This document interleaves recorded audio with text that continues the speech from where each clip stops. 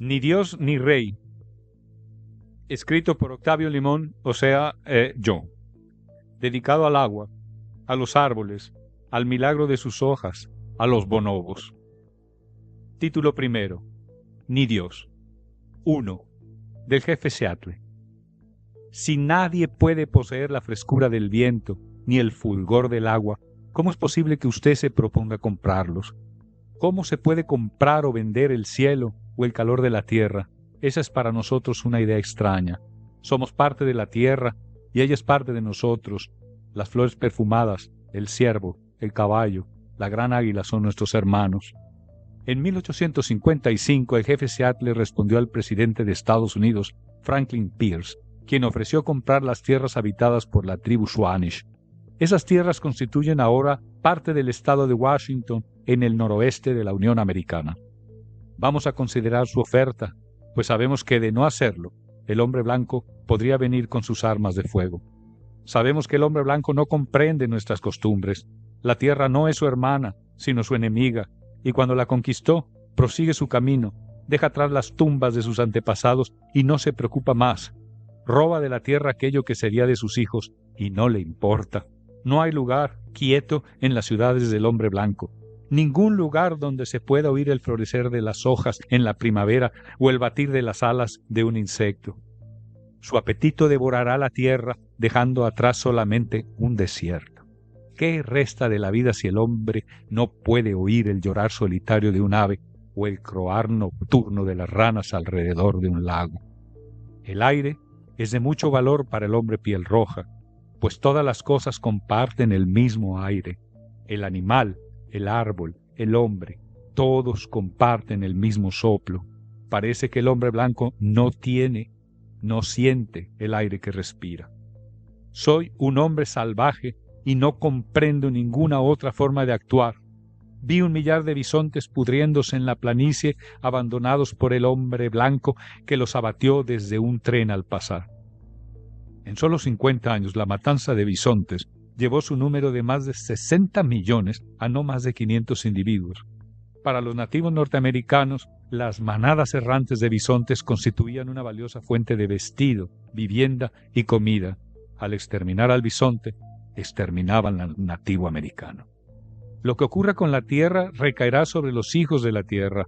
El hombre no tejió el tejido de la vida. Él es simplemente uno de sus hilos. Todo lo que le hiciere al tejido lo hará a sí mismo. Cuando nos despojen de esta tierra, ustedes brillarán intensamente iluminados por la fuerza del Dios que los trajo a esta tierra y, por alguna razón especial, les dio el dominio sobre ella y sobre el hombre piel roja. ¿Qué ha sucedido con el bosque espeso? Desapareció. ¿Qué ha sucedido con el águila? Desapareció. La vida ha terminado. Ahora empieza la supervivencia. Si estas fueran las palabras, si este fuera el libro. 2. Del Génesis. El primer libro de la Biblia, el Génesis, se basa en gran medida en mitos sumerios. Aún es tomado al pie de la letra por millones. La civilización sumeria, con más de 5.000 años de antigüedad, es considerada hasta la fecha como la primera que fundó ciudades y complejos sistemas de irrigación. Los sumerios se desarrollaron en las extensas llanuras entre los ríos Tigris y Éufrates en Medio Oriente. Los cambios climáticos del final de la última glaciación provocaron, de alguna manera, la sedentarización en esta región. Otros factores también la hicieron posible, como las técnicas de regadío, de siembra, de organización social y de producción de bienes. La Biblia dice que Dios creó al hombre y a la mujer a su imagen y semejanza, sin establecer prioridades entre ellos, según el primer capítulo, donde se menciona a Lilith como compañera de Adán. El segundo capítulo, que parece de mayor antigüedad que el primero, según algunos, pareciera lamentar la injusticia, la pobreza y marginación que trae la vida sedentaria, y parece ensalzar los valores del nomadismo y su cercanía a Jehová, el Dios creador. Dios concibió todo en una semana, incluido a Adán, y descansó el domingo, refiere el segundo capítulo. Creó a los animales y junto con Adán les pusieron nombres. Papá, a este que parece pato, ¿cómo le ponemos? Ornitorrinco quizá. Pero recuerda, hijo, que todos son tuyos. Finalmente, formó a Eva de una costilla de Adán. En la mitología sumeria, la diosa madre Ki tomó un hueso del dios Enki y creó a la diosa Minti. Enki procreó a los humanos y les dio un paraíso.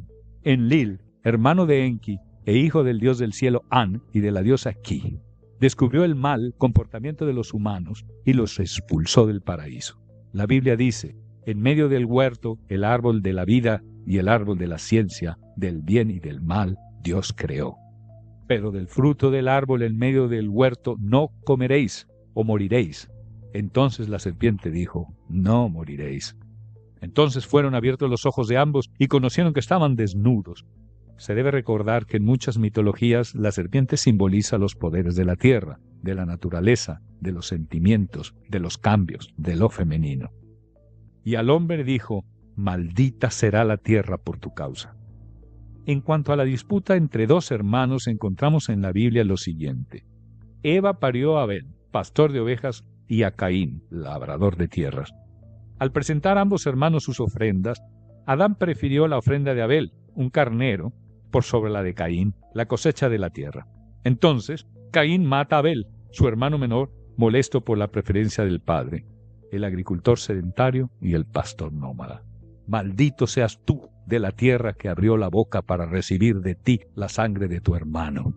Cuando la abres, la tierra no volverá a dar su fuerza. Errante y extranjero serás en la tierra. He aquí, me echas hoy de la tierra y de tu presencia. Me esconderé y seré errante y extranjero en la tierra. Parece entonces que la madre tierra nos expulsó de su seno, el paraíso, desde que empezamos a vivir este delirio llamado civilización, hace ya muchos años. 3. Del destino manifiesto. El Dios que le da al hombre blanco el dominio sobre la tierra y sobre el hombre piel roja, justificó guerras, esclavitud, asesinatos, aniquilaciones culturales, explotación humana y de los recursos. Este Dios bíblico justifica la apropiación de territorios por parte de conquistadores y colonizadores europeos. Otros dioses respaldarán otros expolios en otros lugares, en otras épocas. El dominio de unos pueblos sobre otros es historia larga. Los aztecas o mexicas, en su momento, dominaron a muchos pueblos de Mesoamérica. A la llegada de los españoles a Tenochtitlán, capital del Imperio Mexica, mientras Moctezuma guiaba a los recién llegados por la imponente ciudad lacustre, tuvo lugar un hecho significativo. Subieron al Templo Mayor, donde el clero azteca cometía matanzas de seres humanos como sacrificio a sus dioses, para mantenerlos contentos, favorables y para conservar aterrada a la población. En el caso de los mexicas, su dios tutelar, el más importante, era Huitzilopochtli, deidad de la guerra, la más lucrativa y primera actividad de cualquier imperio, junto al subsecuente comercio y pago de tributos. Había otros dioses como Tlaloc, dios de la lluvia, y Tonantzin, diosa de las cosechas, quien no requería sacrificios humanos y que sería sustituida por la Virgen de Guadalupe, mito católico originario de Extremadura, de donde provenían Cortés y otros conquistadores. Los españoles ingresaron al templo, encabezados por Hernán Cortés y guiados por el emperador Moctezuma, con su comitiva, según las cartas del propio Cortés y la historia verdadera de la conquista de la Nueva España de Bernal Díaz del Castillo. Vieron que el pequeño templo contenía la figura del dios de la guerra bañado en sangre de los sacrificios, de los corazones que allí estirpaban. Así también, bañados en sangre, estaban los sacerdotes, refieren las crónicas. Hernán Cortés le pidió a Moctezuma dejar de adorar a esos demonios, que escuchara la palabra cristiana, divina y verdadera, que les permitiera limpiar ese sitio, retirar los ídolos y en su lugar colocar una imagen de la Santísima Virgen Madre de Jesús Salvador. En ese momento terminó la visita. Moctezuma se retiró a mortificar su cuerpo con espinas para lavar la afrenta cometida a sus dioses y Cortés a iniciar un genocidio. Dios creó al hombre a su imagen y semejanza, se insiste, pero el hombre americano se convirtió en un acertijo que rompía con el paradigma sagrado del número 3, la Santísima Trinidad, 3 continentes, 3 razas, etc. El acertijo del nuevo continente y sus habitantes tardó años en resolverse. ¿Esta gente son humanos o no? Finalmente, tras largas discusiones, el Papa aseguró que lo eran, pero había que cristianizarlos para que en verdad lo fueran. Aún así, serían inferiores, infantiles, conquistables. En el caso de Norteamérica y de los colonizadores europeos, su expansionismo voraz tiene nombre, destino manifiesto. Esto es, Por la autoridad y mandato de Dios se justifican todas las adquisiciones territoriales. El origen del concepto se remonta a la llegada de los primeros colonos blancos y puritanos a las tierras norteamericanas. En 1630, un ministro puritano, John Colton, dijo: «Ninguna nación tiene el derecho de expulsar a otra de su territorio si no es por designio del cielo». John O. Sullivan, en su artículo Anexión para el Democratic Review, escribió: «El cumplimiento de nuestro destino manifiesto es extendernos por todo el continente que nos ha sido asignado por la providencia». Este texto fue publicado en la edición julio-agosto de 1845, 2 años antes de que la agresión estadounidense a México le otorgara vía libre a los colonos blancos para el despojo y aniquilación de los pueblos originarios de gran parte de lo que hoy es Estados Unidos, así como para el despojo y marginación de los colonos mexicanos. 4. Del tráfico de esclavos.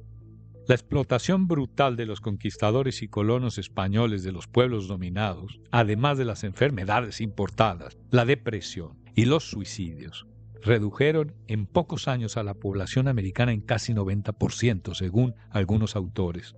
Uno de los primeros encomenderos, como se llamaban los colonos que por decreto del rey recibían tierras y personas que habitaban en estas, fue un hombre cercano al emperador Carlos V. Este encomendero, tras ser testigo de cómo en las Antillas el encuentro con los cristianos extinguió a la población originaria, tomó los hábitos religiosos y fue conocido como Fray Bartolomé de las Casas, padre de los indios, quien denunció los crímenes de los españoles sobre los aborígenes. Sin embargo, en una carta al emperador, el fraile le explicó los inconvenientes del trabajo duro para los nativos y en su lugar recomendó la importación de esclavos negros de Guinea. Desde el siglo XVI al XIX, la mayoría de los esclavos africanos provenían de las zonas centrales y occidentales del continente africano. En su mayoría eran prisioneros de las guerras entre etnias rivales vendidos a compradores europeos. Gran parte de los esclavos africanos eran obligados a trabajar en las plantaciones de caña de azúcar, algodón, tabaco, minas de oro y plata, o como sirvientes domésticos. Maafa, holocausto o gran desastre son términos usados por académicos africanos o afroamericanos para referirse a ese crimen contra la humanidad que fue el tráfico humano desde África hacia América. El tráfico humano, como el propio encuentro con América, se debió en mayor medida a los adelantos navales y tecnológicos europeos. África fue desangrada en todas direcciones. Los musulmanes lo hicieron por 10 siglos, pero durante 400 años los europeos traficaron más esclavos, consideran algunos historiadores. La mayoría de los africanos esclavizados por los musulmanes para los mercados de Oriente Medio y el norte de África eran castrados. Se suele dividir el tráfico humano en 2 etapas, el primer y el segundo sistema atlántico. El primer sistema hacia las colonias españolas y portuguesas representó un 3% del total del tráfico. La mayor parte de los traficantes eran portugueses, aunque también intervinieron franceses, holandeses, ingleses y españoles. El segundo sistema atlántico estuvo, de manera fundamental, en manos de traficantes ingleses, holandeses, franceses y portugueses. El destino de los humanos traficados fue principalmente el Caribe, Brasil y Norteamérica. El segundo sistema resultó el más intenso.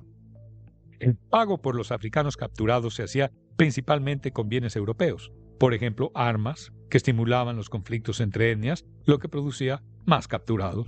Algo similar a lo que ocurre hoy, y desde hace mucho tiempo, en el Congo, donde compañías y potencias occidentales financian movimientos armados y gobiernos para obtener de estos mejores precios por los minerales raros, como el coltán o el cobalto, con el que funcionan nuestras computadoras, teléfonos, celulares, baterías de automóviles, aviones, el uranio necesario para la producción de energía atómica o, en su momento, el caucho y sus horrores.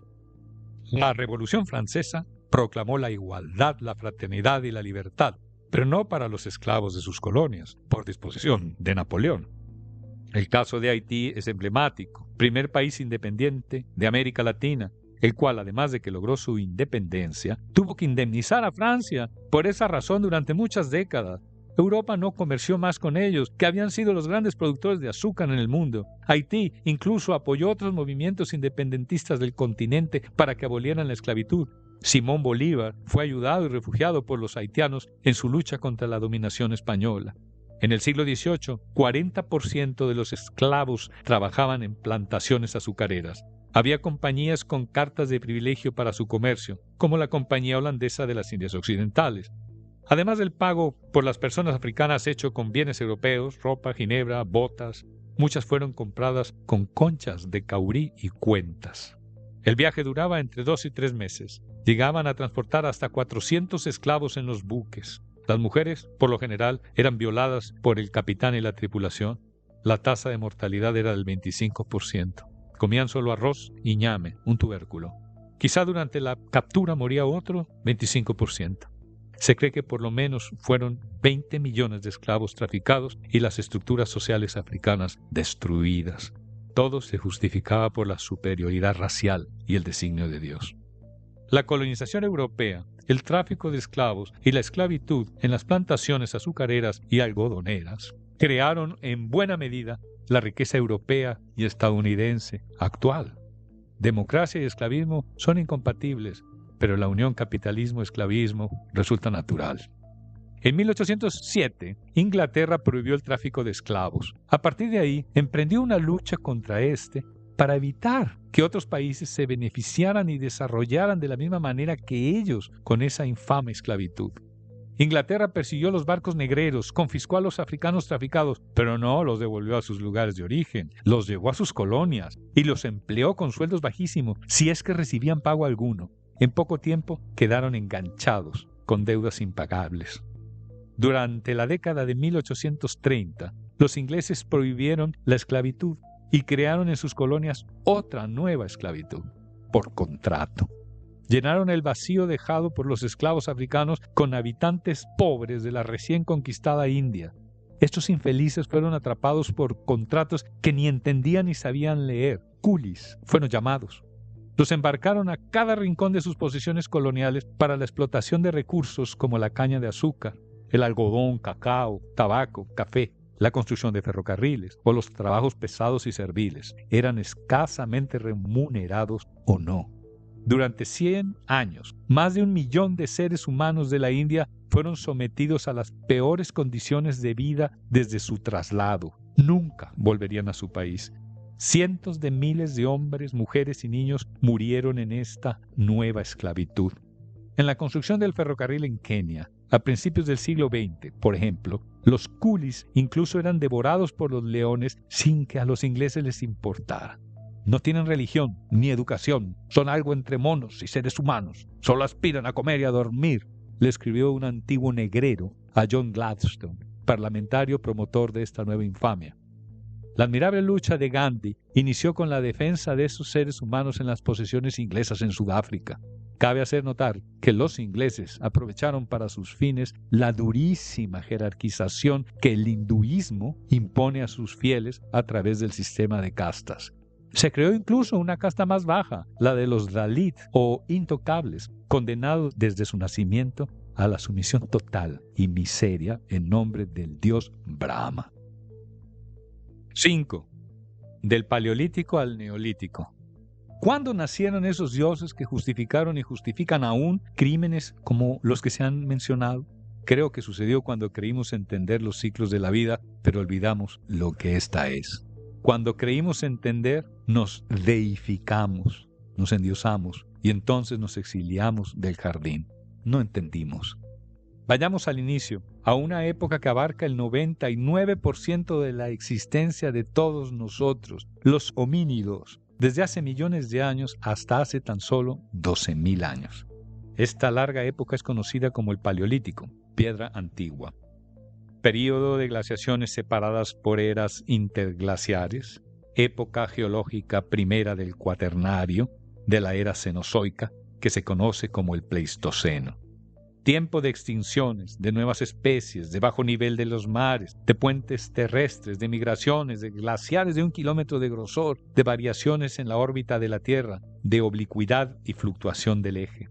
Nuevas especies arbóreas, de hoja caduca, otras resistentes al clima, como la tundra, también plantas resistentes a altas temperaturas. Surgieron en el tercer periodo cuaternario el bosque templado, las praderas, las estepas y la megafauna.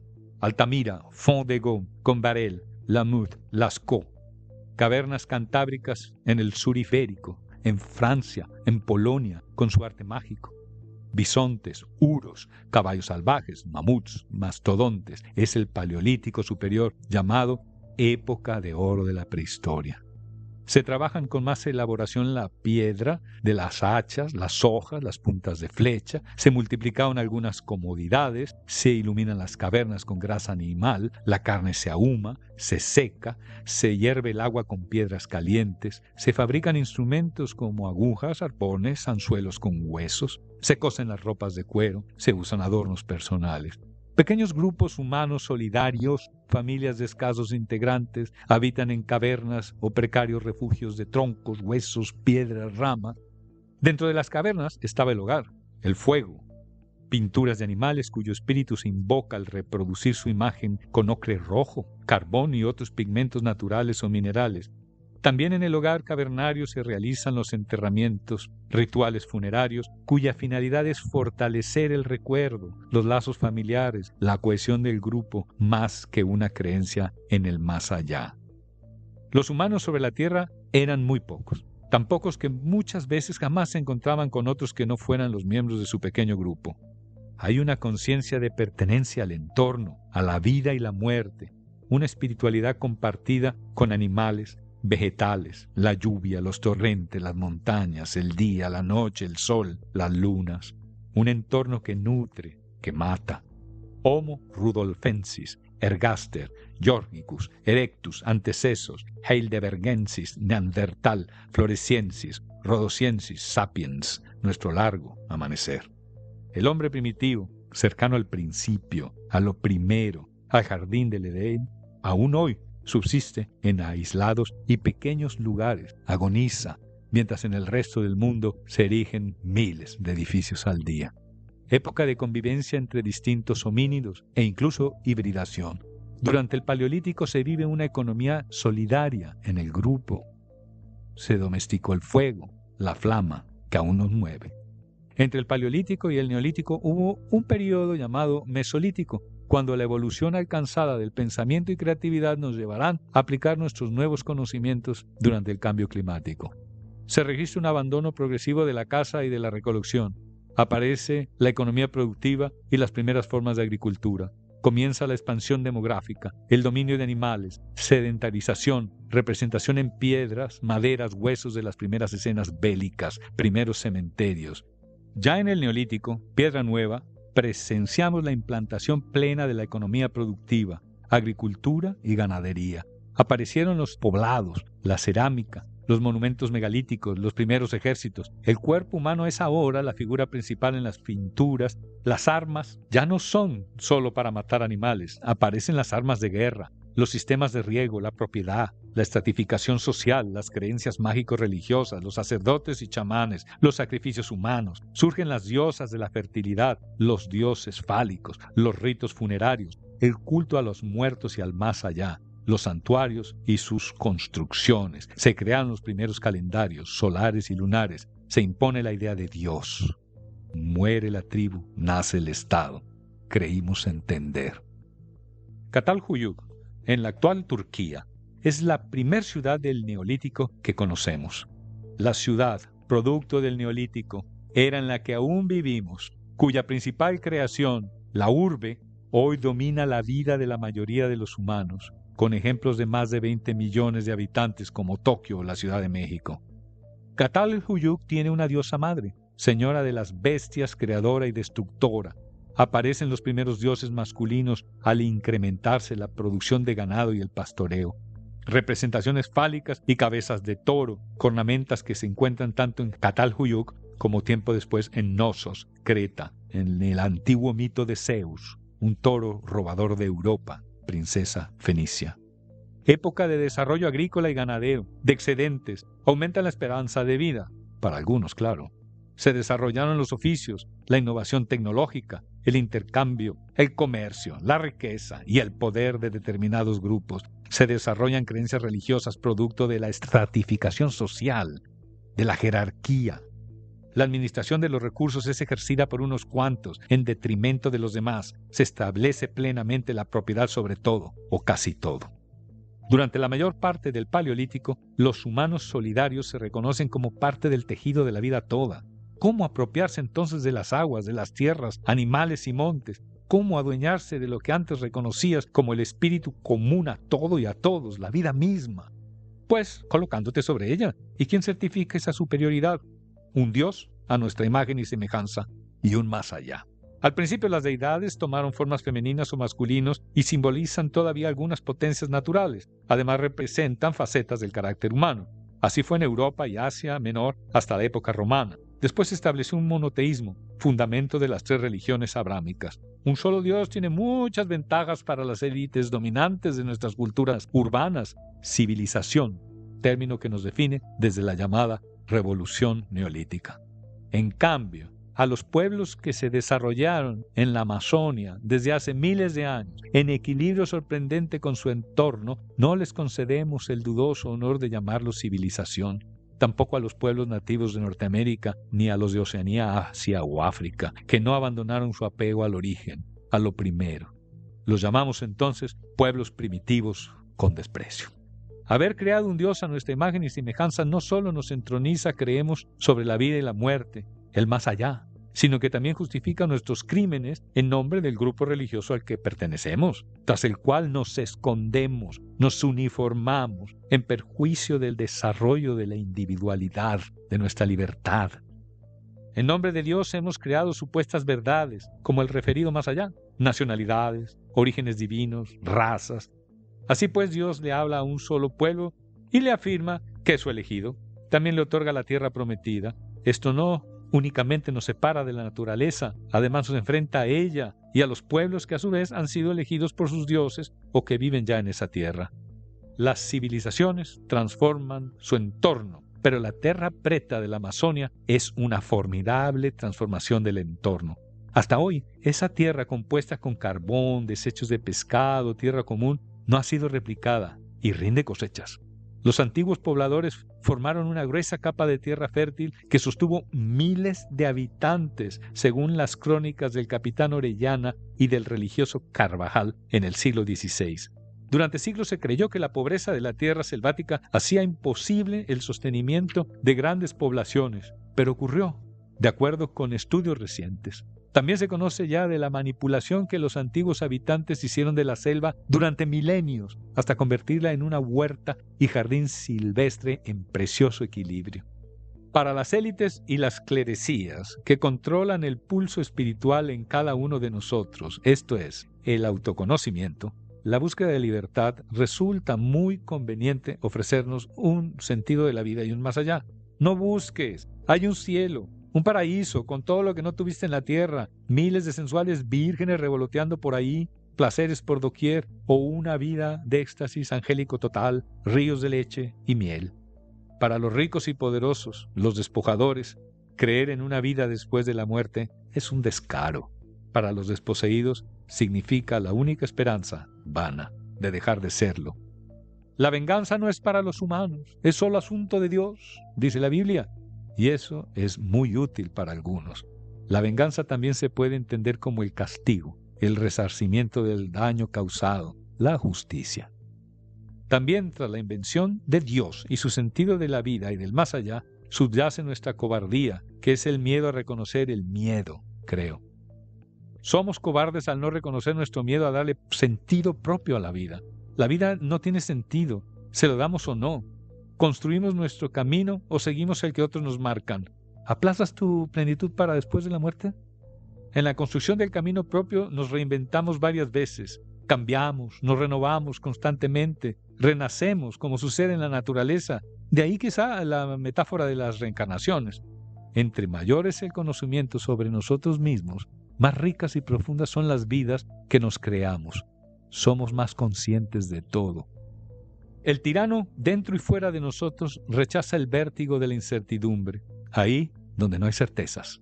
Ahí donde impera la atemorizante libertad. Así pues, el sendero construido en tierras ignotas resulta temible para el que no se atreve a hacerlo. Se inventará y creerá en un Dios y su sentido de la vida. Su miedo rechazará, descalificará y a veces atacará a las personas que con su búsqueda exhiben su temor a la construcción del camino propio. Nuestra vida, aunque nunca nos movamos del sitio donde nacemos, debería ser nómada, nómada por anhelos y preguntas.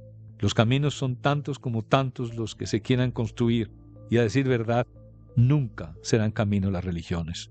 No somos iglesia, no somos nación, no somos pueblo, no somos familia, no somos género tan solo.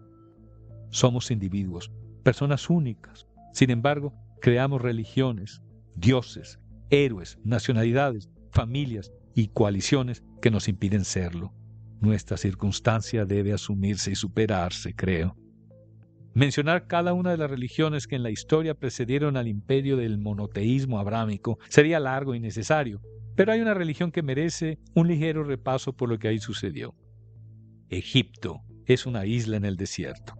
Miles de años antes de nuestra era sucedió la desertificación del norte africano. El río Nilo moldeó una isla de fertilidad que fue la cuna de la civilización egipcia. La historia de Egipto la conforman periodos dinásticos que van desde el arcaico, más o menos entre el 3000 y el 2680 antes de nuestra era, hasta el llamado periodo helenístico o ptolemaico, cuando murió Cleopatra en el año 30 antes de nuestra era. En el panteón egipcio figuran más de 2000 deidades, con particularidades extensas que no caben aquí, pero que en resumen aún nos hablan del pulso de la vida y de las contradicciones y características humanas. Deidades supremas, administradas por cleros codiciosos. Amenofis IV revolucionó toda la estructura vertical del extensísimo panteón egipcio, arrasó con todo el precedente teológico en un pueblo conocido por su inmutabilidad milenaria. Amenofis IV revolucionó toda la estructura clerical del extensísimo panteón egipcio, arrasó con todo el precedente teológico en un pueblo conocido por su inmutabilidad milenaria. Amenofis, quien se hace llamar Akenatón, hijo de Atón y su mujer, Nefertiti, encabezaron una nueva religión, un nuevo y único dios, Atón, el disco solar. Se cambió la capital del imperio de la antigua Tebas a un sitio despoblado y lejano que se conoce hoy como Tel el Amarna. Miles de personas construyeron una capital donde no hay recuerdo de las antiguas deidades. Atón, el nuevo dios, es el único, el soldador de la energía que significa todo. El culto a este nuevo dios se realiza al aire libre, pero al final Akenatón y su mujer son los únicos con acceso al Santo Sanctorum, el sitio más sagrado de la deidad. Ambos llegaron a sentirse dioses, supremos. Akenatón enviudó y parece que después fue asesinado por los administradores de los dioses destronados. Con esto, todo regresó a como antes era, hasta el fin de la civilización faraónica. Este interesante momento es considerado como el primer intento monoteísta en la historia humana. Para muchos el monoteísmo es sinónimo de evolución. Es como poner las facultades de todas las divinidades en las manos de una sola y su clero. Una especie de poder absolutista divino. El poder, una de las más peligrosas pulsiones del ser humano. Respetemos la fuerza de las personas, pero nunca el poder. La fuerza es la energía individual. El poder es el hurto de esta por otros. Las deidades grecorromanas no solo hablan de los animales silvestres y las cosechas, como Diana y Demeter, sino también de miserias y grandezas humanas. Nos recuerdan todavía el espíritu del planeta, pero nos encumbran como dioses. Nos recuerdan la realidad humana, pero imponen nuestra supuesta superioridad. Quizá nunca en la historia de Occidente los dioses nos reflejaron de forma tan acertada. A través de estas historias míticas se nos dieron claves para el recorrido de la vida propia. Encontramos en estos dioses mucho de lo que reconocemos o no en nosotros. Los dioses y las diosas se involucran en disputas humanas, toman partido, manipulan la balanza, tienen sus protegidos mortales. Paris, Héctor, Ulises, Aquiles, Venus, Poseidón, Atenea, Zeus. Las deidades también poseían amantes terrestres, Leda, Europa, Dánae. Mientras pelean, destruyen, son vengativos y a veces magnánimos. Hicimos a los dioses a nuestra imagen y semejanza. Mantenían esos dioses la constante realidad de nuestra dualidad. Eran oscuros y luminosos, buenos y malos. En Roma, como en muchos otros sitios, más allá de esos dioses, existía un panteón íntimo, familiar. Los miembros de la familia fallecidos formaban parte de los espíritus tutelares del hogar, donde se mantenía un pequeño altar en su honor y recuerdo. Esos seres queridos que han muerto, quisiéramos tenerlos cerca. Los recordamos y los extrañamos. Ese padre paciente y comprensivo, esa amiga que nos conocía más que nosotros mismos. Los queremos siempre presentes, vivos, en el recuerdo. No querer aceptar la muerte nos hace creer en un más allá que nos aleja de la vida. La vida es muerte. Quizá un más allá, una nueva vida, sí viene tras la muerte, pero tras la muerte simbólica, cuando se deja atrás la piel vieja. Parece que la muerte simbólica, que precede a un renacer existencial, es más aterradora que la muerte real. Pocos quieren provocar la muerte simbólica y la segunda la tenemos garantizada. El reloj se detiene y sin tiempo es la nada. Fin. Terminó la experiencia. Cae el telón. La cultura griega, en manos de Alejandro, hijo de Filipo de Macedonia, creó horizontes desde Europa hasta el río Indo. Abrió rutas de intercambio por Asia Central que no se interrumpieron hasta la caída de Roma. Se fundó la Biblioteca de Alejandría, universidad donde se acumula y transmite mucho del conocimiento humano. Los cristianos de Alejandría incendiaron ese centro del saber y asesinaron a Hipatia, su directora, admirable mujer de planetas, estrellas, letras y números. Mataron un futuro mucho mejor que nuestro presente, asesinaron el recuerdo, la experiencia. Roma primero reino, luego república y por casi medio milenio, un milenio, tratándose de Bizancio, imperio, pero siempre expansionista, codiciosa. Cayeron los sabinos, Cartago, cayó todo el mundo mediterráneo. Los avances llegaron hasta Inglaterra y Germania. En sus conquistas saquea, esclaviza y más que destruir, incorpora. Así la propia capital del imperio dio cabida a todos los dioses en el famoso panteón de Adriano. El imperio romano se convertirá en modelo de imperios posteriores. Su voracidad será venerada. El sistema esclavista, tan antiguo como la civilización, llega a un cenit. Cambiará de nombre muchas veces, se sofisticará y continuará. Todos los caminos llevan a Roma, la administración también. La riqueza fluye desde todos los rincones del imperio. De Medio Oriente llegó un movimiento con marcados rasgos sobrenaturales, religión de culpa, de castigo, de desesperanza. Él volverá, no está aquí. Sin embargo, también de rebeldía al sistema, de resistencia. No se asimilan, quieren el poder. La existencia de Jesús, hijo de Dios o profeta, sigue siendo improbable. Se cree que el llamado Testimonium Flavianum, único documento contemporáneo al respecto, fue falsificado por el Papa Eusebio en el siglo IV. El estilo es muy distinto a las obras del historiador Flavio Josefo. Se afirma, también resulta inverosímil que un judío en su texto se refiere a Jesús como el Mesías. La historia de Jesús es la historia del que se busca y se encuentra, del que por eso será incomprendido y crucificado, castigado, expulsado por su grupo social, como por lo general sucede. Entonces tiene lugar el verdadero milagro. El individuo nace una nueva vida y por supuesto abandona la comunidad ciega en la que no puede continuar viviendo debido a que algo fundamental ha sucedido, la evolución de su conciencia. La historia de Jesús es una de esas cosas que nos gusta contar y que se ha contado y contará muchas veces. El salvador de la situación, el que resuelve, el íntegro, el revolucionario, el héroe. Alguien que quisiéramos ser o a quien quisiéramos seguir, imitar. Al héroe trágico lo admiramos y le llegamos a otorgar características sobrenaturales, milagrosas. Estas últimas características serán atribuidas y alimentadas por quienes manejan al héroe en su provecho. Dios, hijo de Dios, se convierte entonces en religión, donde solo sus administradores tienen contacto con él. Mi trabajo es hacer la voluntad de Dios, escuché decir a un religioso católico. En el catolicismo existe además de Dios la diosa. Ambos pretenden cubrir los géneros y la dualidad, esto es, a todos y a todo. Es total. Como género toca a la mujer, a la madre. Sin embargo, paradójicamente, desprecia a todas las mujeres al ponerse sobre ellas de manera sobrenatural. Es mujer, pero superior, divina, es virgen, concibió, gestó y parió sin varón, sin cópula, sin placer, sin dolor. Ella no es como las demás, ella no está viva, parece. Como dualidad, cabe aclarar que masculino-femenino no es lo mismo que hombre-mujer. No se puede decir cómo eso debería ser un hombre o una mujer. Se vive el género desde el desarrollo de la individualidad. No obstante, es posible mencionar características de lo femenino y de lo masculino como polos simbólicos de la existencia, de la dualidad. Lo masculino representa o simboliza un principio activo, de razón, de permanencia, entre otras cuestiones. Lo femenino implica lo pasivo, el sentimiento, la movilidad, el cambio. Hay momentos en que necesitamos activar, provocar, razonar. Hay momentos en que necesitamos recibir, cambiar, sentir. Para todo eso se necesita fuerza, digamos. Según los estudiosos, para el año 150 el Imperio Romano contaba con 40.000 cristianos, 0.07 de la población. Para el año 300, 150 años después, el número ascendió a 6.300.000 cristianos, más del 10% de la población.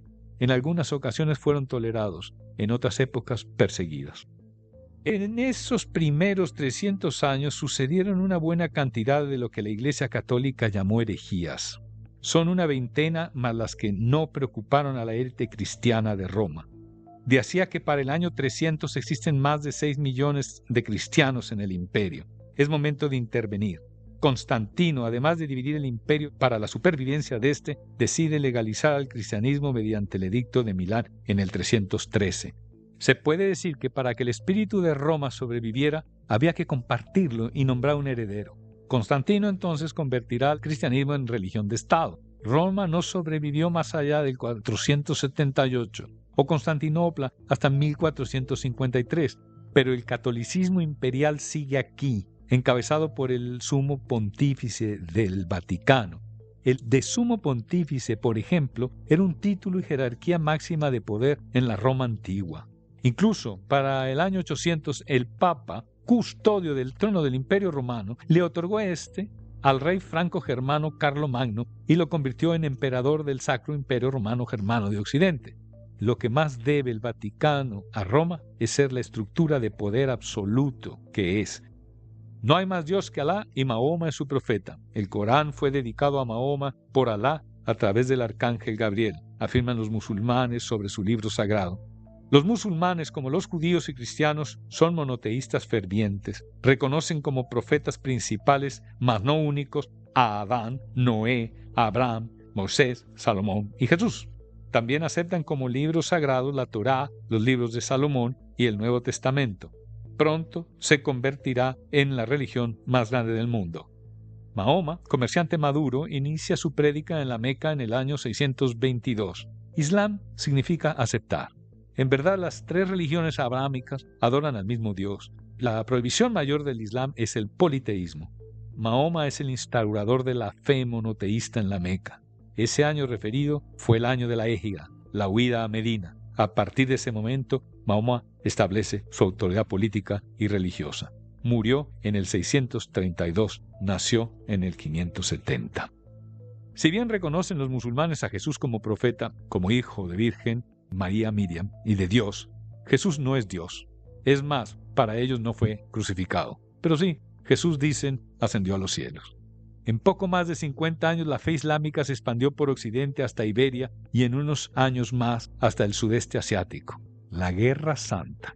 Tanto Siracusa como Córdoba, El Cairo o Bagdad se convirtieron en centros de cultura de una nueva fe, la cual, a diferencia del incendio de Alejandría, salvó y estudió el conocimiento que sobrevivió de la antigüedad. Las escuelas de España y Sicilia fueron el motor cultural del medioevo, donde las tres religiones abrámicas convivirían y compartirían. Los musulmanes están obligados a rezar 5 veces al día hacia la Meca. La trigonometría los ayuda a orientarse. A mayor distancia de la Meca, la redondez de la tierra hace inoperante la trigonometría, lo que llevó a los musulmanes a desarrollar la trigonometría esférica, esencial para cualquier viaje por tierra, mar e incluso por el espacio exterior. El rescate cultural de la expansión musulmana será fundamental para el renacimiento europeo y sus viajes transoceánicos. La Edad Media fue testigo del surgimiento de las llamadas lenguas nacionales, de sus primeras literaturas, de herejías religiosas, de la Inquisición y del negocio de las cruzadas. La Inquisición nació para cuidar la pureza y certeza de la fe cristiana romana. En la región francesa de Languedoc se creó para combatir la herejía de los cátaros o albigenses. Corría 1184. Los cátaros eran maniqueístas. El mundo espiritual es de Dios, el material es del diablo. El solo hecho de procrear es maligno, según ellos, porque se trae un alma al mundo material. Los cátaros fueron apoyados por varios señores vasallos de Aragón. La erradicación violenta de estos herejes inició en 1209 y para finales del siglo XIII se dice que los cátaros están extintos. A esto se le denominó la Cruzada Albigense. Los llamaron cátaros por catus en latín, keter en alemán, gato, animal satánico, de la noche, de las brujas para muchos. El infame Tribunal de la Santa Fe o Inquisición Española se creó en 1478 y perduró hasta el siglo XIX. Con sus torturas y sangrientos asesinatos públicos, solo tenía jurisdicción sobre cristianos bautizados. Las cruzadas impulsadas por el Papa para recuperar las tierras santas duraron casi 200 años y en realidad pretendían sacar a los musulmanes del comercio con Asia, tan lucrativo para muchos, entre estos para la República de Venecia.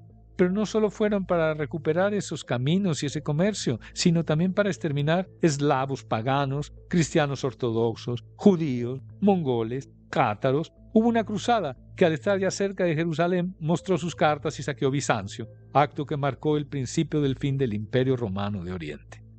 A partir del siglo XV, primero en Italia y luego en toda Europa, sucede lo que se denomina el Renacimiento, una época en que lo mismo consigue Europa avances y logros inéditos en las artes y ciencias que comete en nombre de Dios genocidios y saqueo por todo el mundo.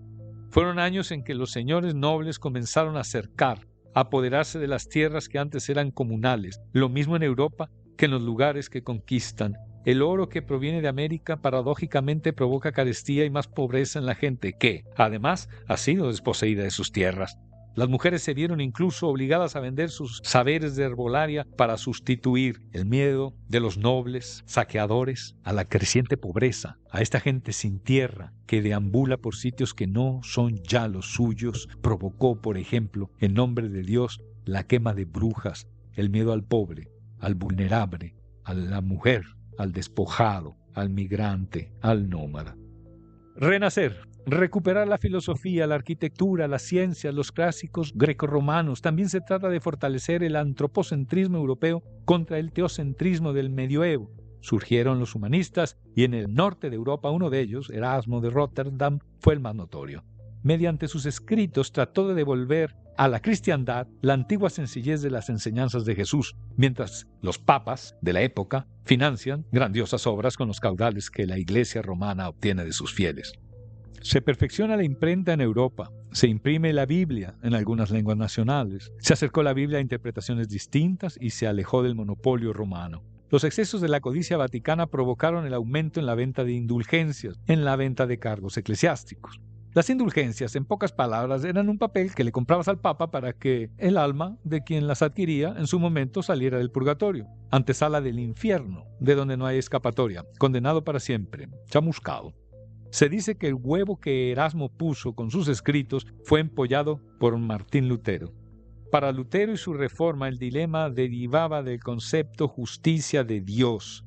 Para Roma, Dios sopesa los méritos o buenas obras de la humanidad como una condición necesaria para su salvación eterna. Para Lutero, la justicia de Dios no es una justicia punitiva, sino la gracia de Dios que otorga la salvación gratuitamente a los humanos, no por las obras de estos, sino por el sacrificio de Cristo en la cruz. Así de fácil.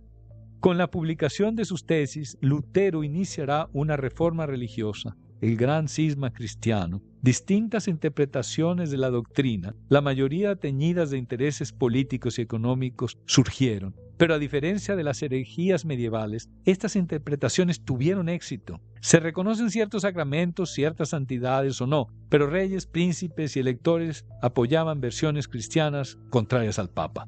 Este respondió con un ejército de religiosos fundados, entrenados y liderados por Ignacio de Loyola, un soldado. Los jesuitas encabezaron la llamada contrarreforma, apoyados por monarcas y otros señores poderosos. Las matanzas religiosas de esos años aún provocan escalofríos. Nunca nadie ha matado más cristianos que los propios cristianos. Aparece en las iglesias católicas un nuevo estilo, el barroco, de efectos dramáticos, místicos, impresionantes, oro, plata, claroscuros, volutas, algo nunca visto, un sorprendente espectáculo para hablar de la grandeza del Cristo católico y su corte de santos, santas, mártires, vírgenes, un show. En ese momento no solo los cristianos se enfrentan entre ellos, la lucha ya es abierta entre las tres religiones abrámicas. Evangelizadores de distintos cristianismos acompañarán a conquistadores por todos los rincones del mundo, aniquilando otros credos. lucharán contra las creencias salvajes, demoníacas, que nos equiparan con todas las formas de vida, que reconocen la espiritualidad compartida con los ríos, los bosques, las montañas, lo mismo en África que en Asia, Oceanía, América. El mundo y sus seres son conquistables y explotables en nombre de Dios, la versión que sea. Copérnico, Kepler, Bruno, Galileo, Descartes, Bacon, Spinoza, Newton. A finales del siglo XVI y durante todo el siglo XVIII, la ciencia revoluciona. Contra el antropocentrismo universal cristiano europeo, la ciencia demuestra que el hombre no es, de manera alguna, el centro del universo. Somos, entonces, un minúsculo planeta que gira en torno a uno de muchísimos soles en un cosmos descomunal. Antes del universo, el tiempo no existía. Solo la belleza última de la nada. No llegó a alguien a nuestra imagen y semejanza a crear el universo. Quizá apareció de pronto un protón y la explosión universal provocó algo asombroso en lo que todo y todos somos parte. Nuestra arrogancia resulta sorprendente. Fue nuestro Padre Dios quien todo lo creó para que le pusiéramos nombre y nos enseñoreáramos, se dice. Dios no está sujeto a las leyes del universo, creen muchos, y ese es el problema. Dios a nuestra imagen y semejanza es un absurdo, y además un descaro de nuestra parte. Así lo creamos, así nos sentimos, y nos condenamos. Condenamos a esta milagrosa barca azul que nos lleva por el espacio-tiempo. Dios es nuestro invento más peligroso. Hoy, los seres humanos dioses, algunos olímpicos, otros de segunda y tercera, pero peligrosos la mayoría, nacidos de nuestro miedo, de nuestra soberbia y ceguera, creamos un futuro, si es que lo hay, sombrío. No hay más allá, no hay vida después de la muerte. Solo tenemos una vida para reconocernos, para reconocer la grandeza del universo y de la vida toda, de la cual formamos parte, no dueños o administradores. Ni siquiera somos capaces de regresar nuestros restos a la tierra para fertilizarla. Los cadáveres son cremados o enterrados en cajones para perseguir un más allá fuera de todo sentido. Hemos llevado la vida al extremo de la extinción. Nuestros pasos a través de los milenios han matado, destruido, ensuciado. Provocamos el calentamiento global, el derretimiento de los polos, el ascenso de los mares. Mares que envenenamos, de donde extraemos millones de toneladas de alimento y otros recursos a diario sin dejar nada a cambio, solo los asaltamos. Extensísimas zonas muertas en los océanos son producto de nuestras actividades y crecen y crecen. El océano sagrado, de donde todo procede. El hombre no tejió el tejido de la vida, él es simplemente uno de sus hilos. Todo lo que hiciese al tejido lo hará a sí mismo, pues lo que ocurra con los animales en breve ocurrirá a los hombres. Hay una unión con todo, en todo. Palabras del jefe Seattle. Esa unión es un espíritu, un soplo que une y equipara a una bacteria con una ballena azul. Ese soplo que nos une es la vida. En una entrevista para la BBC, radiodifusora inglesa, en 1957, Carl Jung afirmó que la psique del hombre debía ser estudiada porque nosotros somos el origen de todo mal. Somos el egoísta suicida que quiere llevarse consigo todo lo que lo rodea, parece. La vida no tiene sentido, se lo damos o no. Todas las religiones aseguran saber cuál es el sentido de la vida y lo imponen. Atentan contra lo más íntimo e individual. Las religiones quitan la aventura de la búsqueda, la aventura de la vida. Esa búsqueda provoca atracción y temor. Parece que el temor reconocido, aceptado, nos mueve, pero el negado nos paraliza, nos impide vivir, nos vuelve cobardes, engaña, destruye. 6. Del planeta Tierra y sus extinciones. Este planeta, con miles de millones de años a cuestas, con inicios difíciles y perseverantes, acidez, toxicidad, sin oxígeno casi en la atmósfera, por ahí aminoácidos, agua, quizá vida microbiana viajera del espacio, evolución, microalgas, cianobacterias, fotosíntesis. Poco a poco, la vida vegetal se desarrolla y produce con la ayuda del sol oxígeno del dióxido de carbono. Una delgada y benévola atmósfera. Nuestra esfera es verde, azul, blanca, marrón, a veces será fuego, a veces hielo. Cambios climáticos que provocan muertes y nacimientos, extinciones y nuevas especies. La vida ha experimentado muchas extinciones, a veces masivas. Las causas han sido variadas: epidemias, competencia entre especies, anoxia en el mar, modificación en el nivel de cambios climáticos, objetos extraterrestres, vulcanismo, variaciones en la órbita o en el campo magnético, supernovas. De hecho, hay 5 ocasiones en las cuales la vida en la Tierra ha bordeado los límites de la extinción total. Durante el Ordovícico Silúrico tuvo lugar el primer evento de extinción masiva y el segundo en magnitud.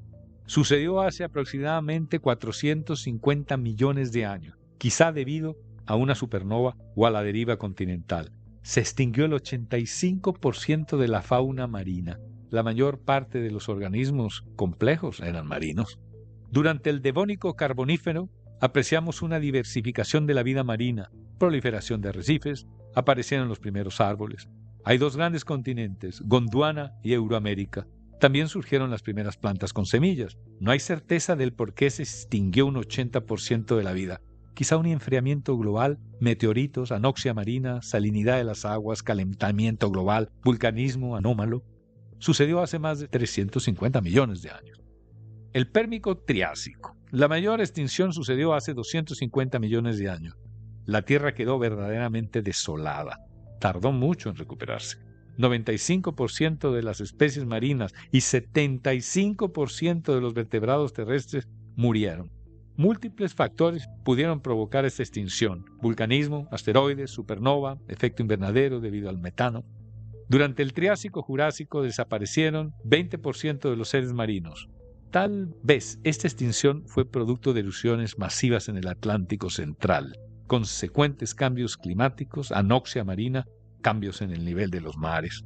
Aparecieron los anfibios y los primeros dinosaurios y mamíferos, así como las cícadas, coníferas, musgos y en el mar los bivalvos. La extinción del Cretácico-Paleógeno hace 75 millones de años provocó la extinción de 75% de todos los seres, entre ellos los dinosaurios, los reptiles voladores y los acuáticos. Parece que la causa fue un meteorito. Ha sido esta la penúltima extinción. Ahora mismo estamos en la 6ª extinción masiva. Se habla de 30% o más de todas las especies marinas y terrestres en camino a desaparecer. Destruimos los hábitats, explotamos los recursos, contaminamos, provocamos el cambio climático, calentamiento global, epidemias. La causa es nuestra superioridad divina, nuestra conducta propietaria, depredadora, nuestra codicia y soberbia. Hemos cosificado todo. Somos superiores, asegura la palabra de Dios. Todo lo demás son cosas. Al final también nosotros lo somos, parece. Los mares y la vegetación absorben dióxido de carbono de la atmósfera. Los árboles, que producen oxígeno, al tirar sus hojas liberan dióxido de carbono. Las pequeñitas diatomeas marinas son responsables de la mitad del oxígeno que respiramos. La Tierra toda respira, es un gran organismo. Poco dióxido de carbono significa congelamiento. Mucho dióxido de carbono será calentamiento. Las cantidades de dióxido de carbono han aumentado como nunca, producto de la industrialización, de nuestro crecimiento permanente, de la apropiación de todo lo que nos rodea, del consumo, del despilfarro de los ricos y poderosos. El calentamiento global también contribuye a la liberación del metano, peor que el dióxido de carbono como gas de efecto invernadero, pues resulta inflamable. No hay vidas más importantes que otras, es solo una y la compartimos todos en este planeta que respira. Agradezco la vida que sostiene mi vida, agradezco el aire que respiro, al pez que con su muerte sostiene mi vida, el trigo que como, el agua clara que bebo. La vida vive de la vida. En entrevista para la BBC, James Lovelock describió una realidad de catástrofe climática imparable. Al ser cuestionado sobre las posibilidades para cambiar esta realidad, no da esperanza. Entonces, ¿qué hacemos?, pregunta el reportero. Vivan, responde Lovelock. Vivir es buscar, encontrar. Quien en verdad se busca y se encuentra también como especie, como humanidad. Lo que le pasa al otro me pasa a mí. Tan difícil, tan fácil. Escuchar ese viejo llamado paleolítico fuera y dentro de nosotros.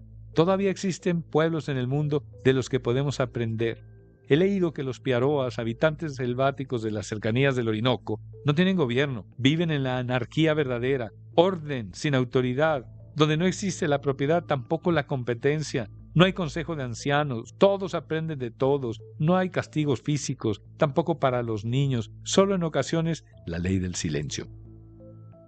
La idea del individuo y su libre desarrollo es fundamental. Expulsaron a los dioses por crueles, soberbios y codiciosos.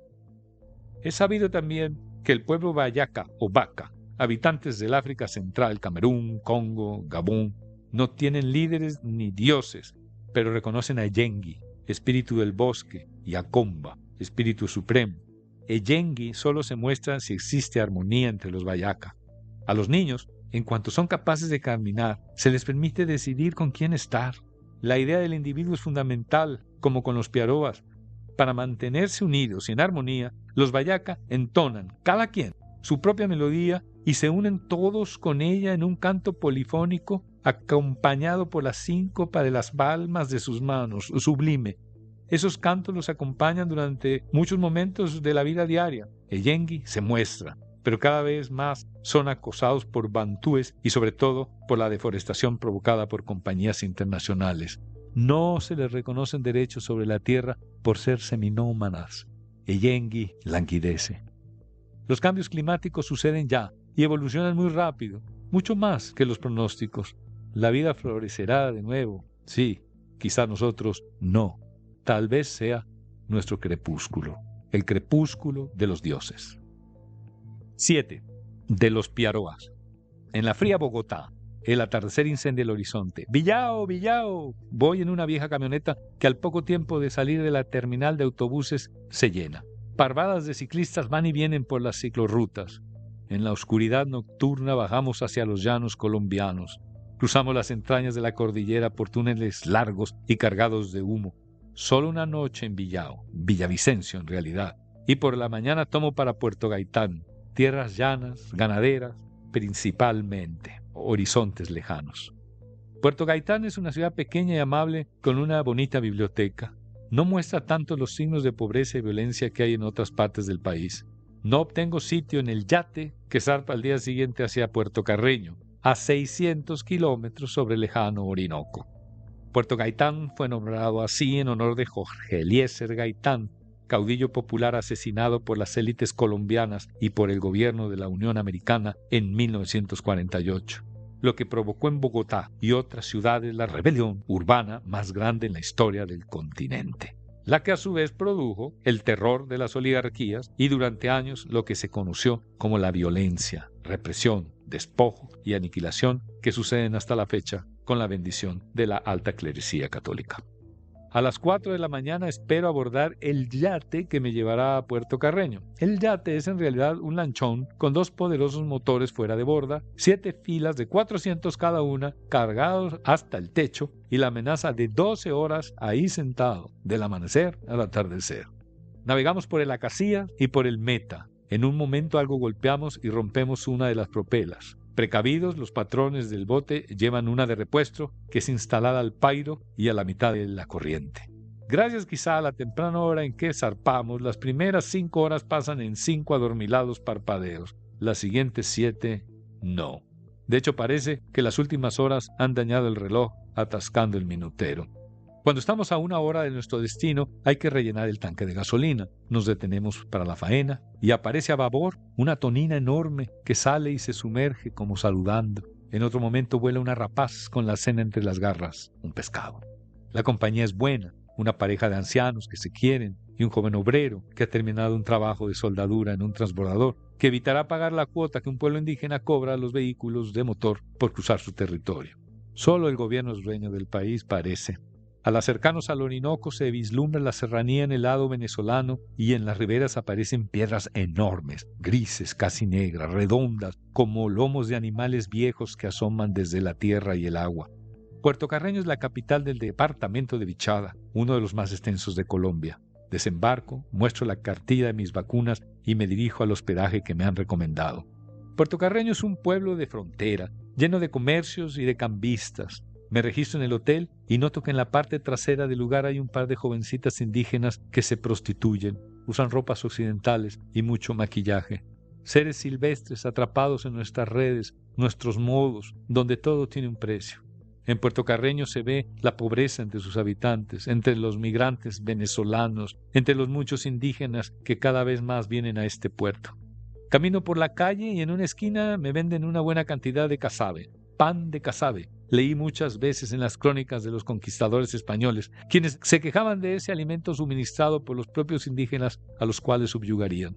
Este alimento tiene la facultad de no estropearse en mucho tiempo. Es bueno, un poco seco y un poco duro, pero si se rocía con jugo de yuca y ají, es muy bueno. He leído que los Piaroa o Ugotie practican una economía de subsistencia, cultivos de rotación, cacería, pesca y recolección de vegetales, silvestres e insectos, manufactura de artefactos, cestas, alfarería, maderas, cerbatanas, venenos, arcos y flechas, cordeles, collares, totumas. Artefactos que no solo les son útiles para muchas tareas, sino también como objetos de intercambio. Su reducto más puro está en el Alto Cuao venezolano, en el denso e inaccesible bosque. Sus asentamientos se encuentran dispersos, son seminómadas, cuidan microcultivos, sus casas son cónicas, la casa comunal es cónica elíptica. Los Piaroa son producto del mestizaje de otras culturas que habitaban la zona. Su comercio se ha reducido a productos requeridos por poblaciones mestizas y criollas. Llama la atención la negativa de este pueblo a la violencia física o verbal. Son admirables en el autocontrol. Les desagradan los que no controlan sus emociones. El homicidio es desconocido. Sus sociedades son igualitarias y se puede decir que anárquicas. Expulsaron a los dioses por arrogantes y codiciosos. El desarrollo de la individualidad es fundamental, como también lo es aprender uno del otro. He leído. En un restaurante cercano al muelle me presentan a Javier. Él es indígena Sáliva, avecindado acá. Me habla de los Piaroa. Me cuenta que los Sáliva, como los Piaroa, viven tanto en Colombia como en Venezuela. El río que divide dos países a ellos no. Me cuenta, entre bocado y bocado de su almuerzo, que la mayoría de los Piaroa son gente amable y comunicativa, que hablan mucho con sus niños y no les infringen castigos. Me cuenta también que antes de la llegada de los curas y pastores cristianos, los Piaroa eran animistas y creían en el poder del trueno, que en Salto Maraca viven pueblos botí no contactados, que tienen chamanes, que comercian con vegetales, que cultivan en lugares recónditos en las frescas montañas para evitar que se los roben. Yuca, mapuey, ocumo, ñame.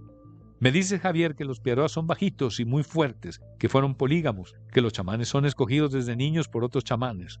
Javier nació en una comunidad sáliva. Dice que son cazadores, que usan flechas y cerbatanas todavía, como los Piaroa. Pero también a diferencia de estos, los sálivas son ganaderos y crían animales de corral. También usan, como los Piaroa, el trueque.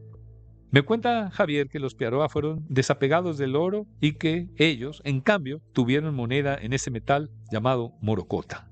El oro lo obtenían de batear en los ríos. Los Piaroa, según Javier, comen animales como el chigüiro, la lapa, la danta, peces, monos. A veces los animales son mascotas también. Me dice que las personas a quien compré el casabe pertenecen a la etnia Piaroa. Los busco en la misma esquina, pero antes paso por la iglesia donde hay una fotografía mural de una mujer indígena, la cual lava ropa al pie de una hermosa cascada rodeada de vegetación. Clavado sobre esa imagen hay un Cristo crucificado en madera, oscuro, grande y doliente. Claudio tiene 25 años, es Piaroa. Cada familia vive en su territorio, me cuenta. También me dice que antes vivían de brujerías, como recriminan sus pastores cristianos, que usaban yopo para ver, que rezaban al animal antes de comerlo y que respetaban más a sus mayores. Me dice que el cacique chamán puede matar con una maldición. Como se sabe, también lo puede hacer un sacerdote vudú o un médico occidental con un diagnóstico fatal que se demuestra con la autopsia era erróneo. A eso se le llama muerte psicosomática o morirse de miedo. Claudio comenta que antes vestían el guayuco para cubrir el sexo y las mujeres además collares para ocultar su pecho.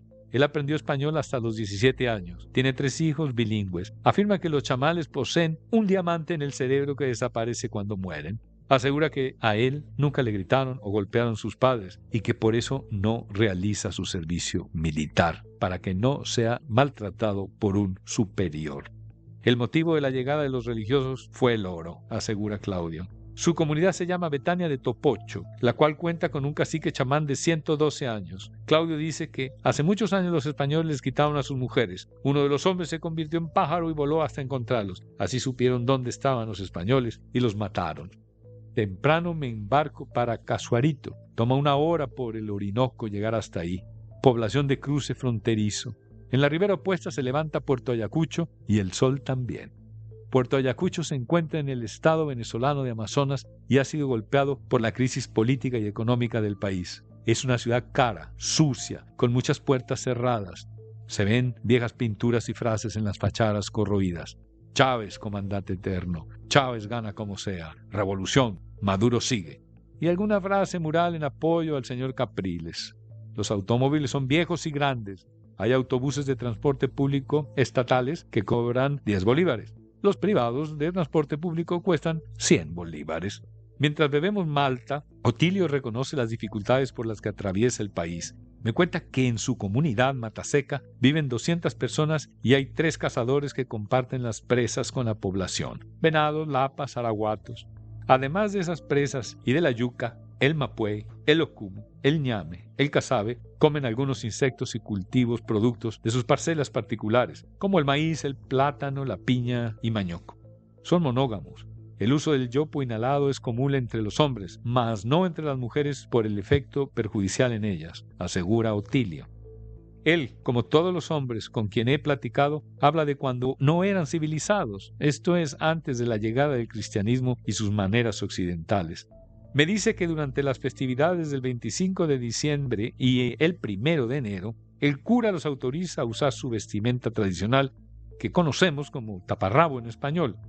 Me cuenta que cuando comen un animal criado o cazado, les rezan.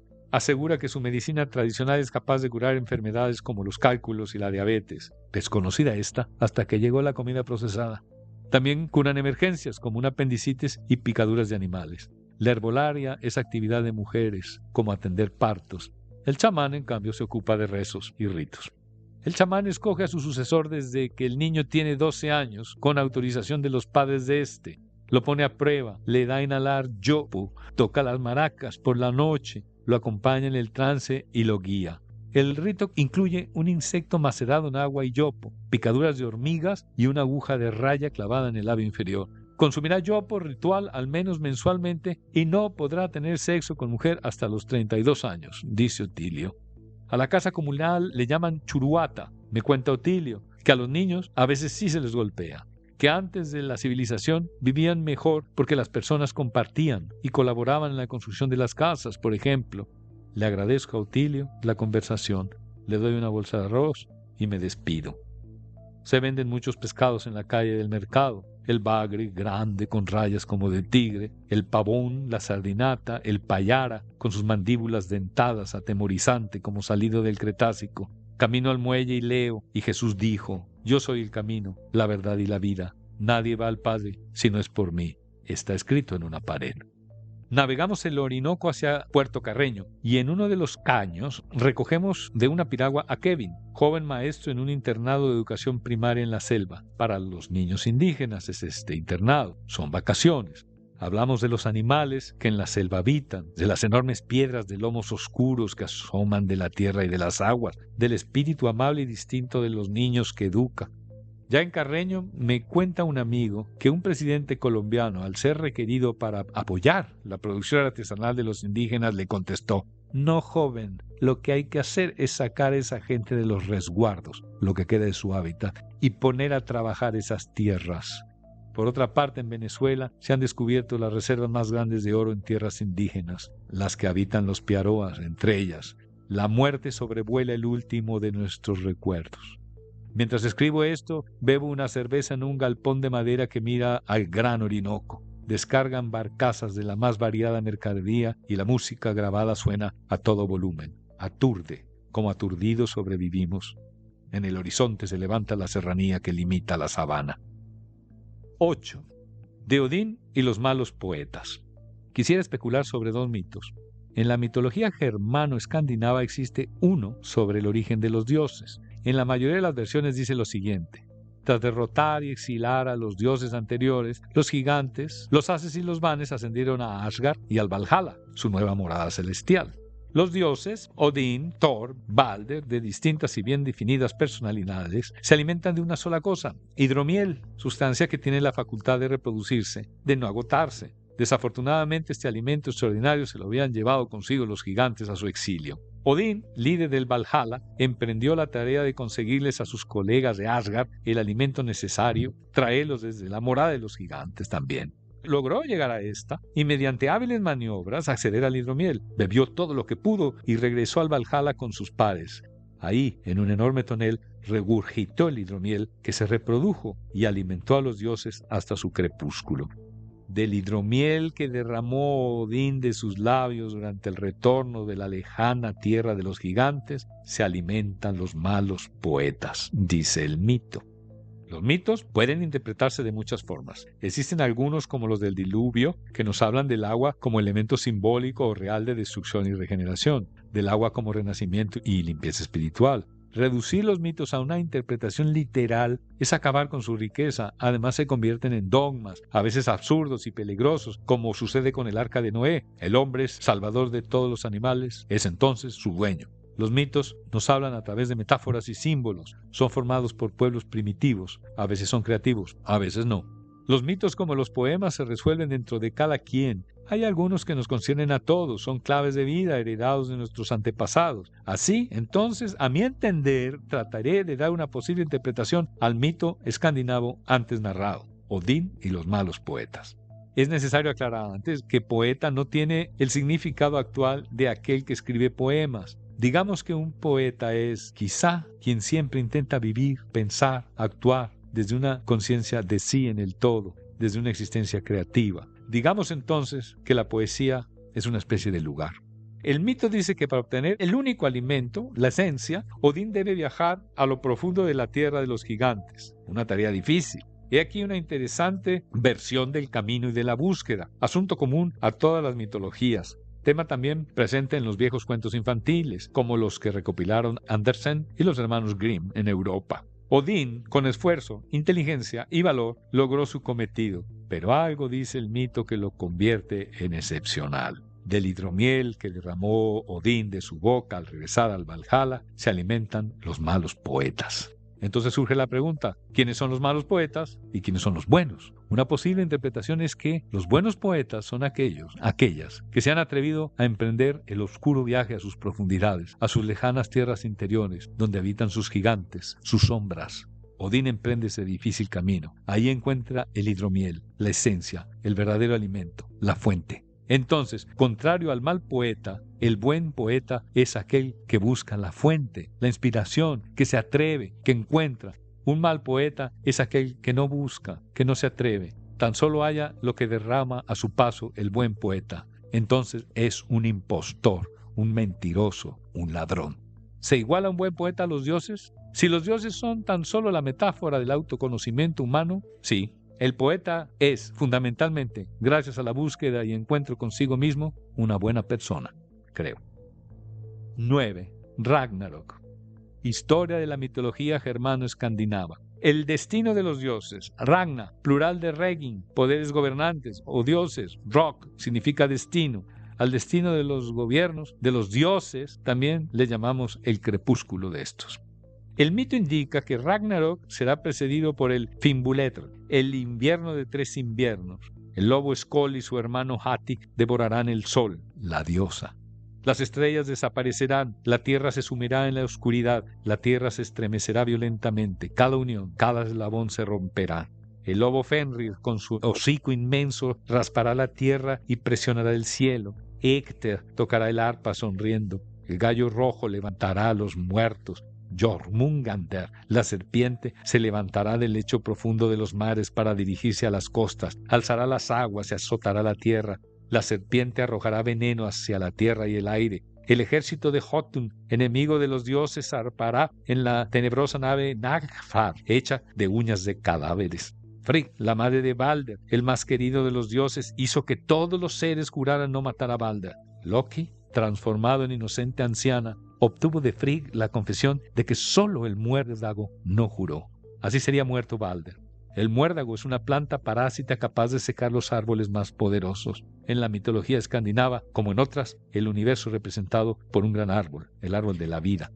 Durante el largo invierno de Midgard, la tierra se convertirá en un mar de batallas y conflictos. Fimbulvetr, preludio de Ragnarok, es el fin del mundo. La tierra se llenará de contiendas, incluso dentro de las familias, lo que cercenará el corazón.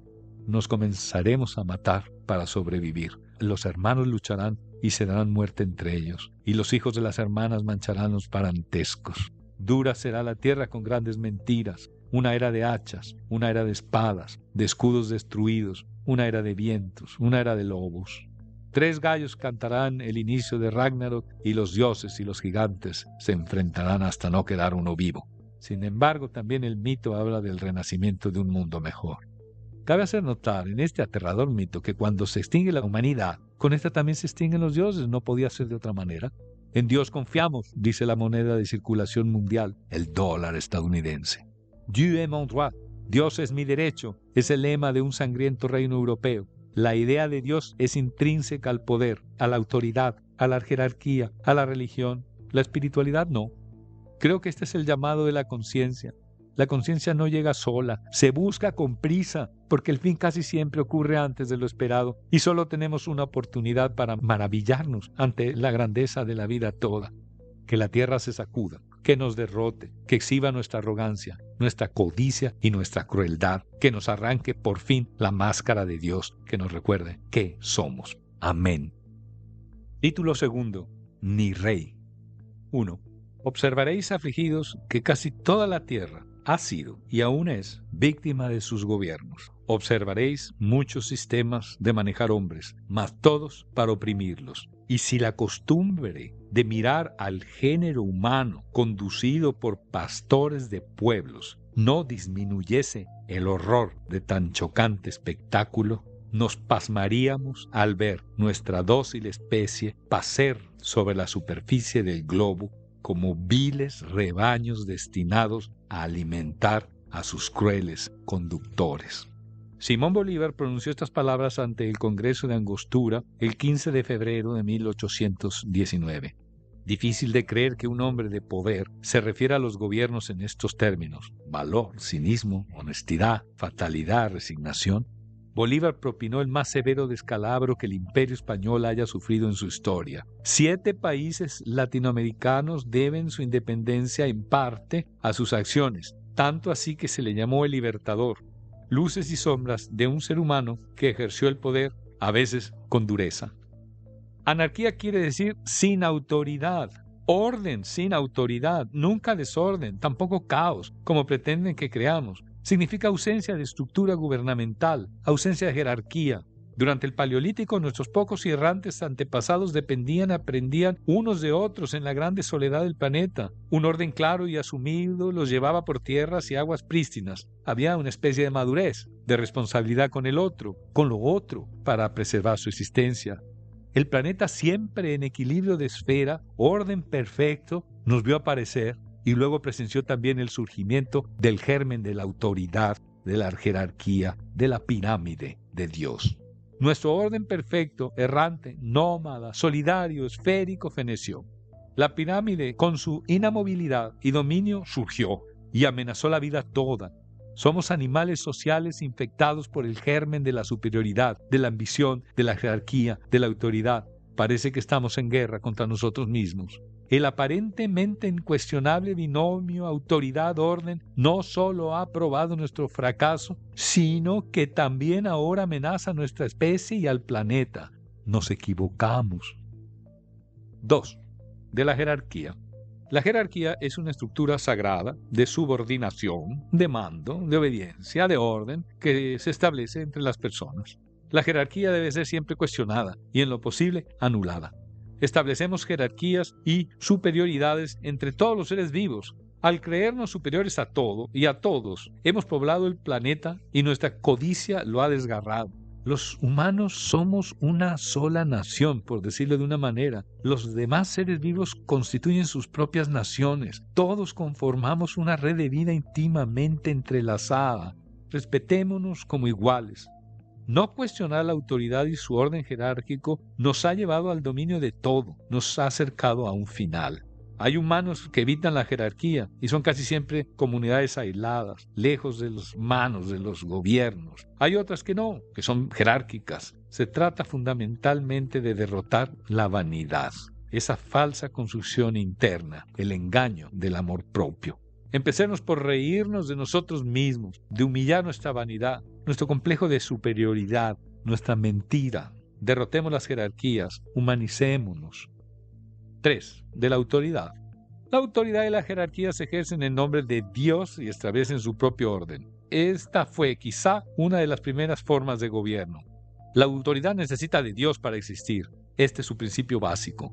Aún hoy sufrimos gobiernos teocráticos. El Estado Vaticano, el sionismo, las repúblicas islámicas o monarquías, como la inglesa, donde la reina es también jefa de la iglesia anglicana y todos son nobles por gracia divina y no por sus crímenes o los de sus ilustres antepasados. El culto a la personalidad también es la construcción de autoridad y jerarquía en nombre de alguien o algo. Es una especie de deificación.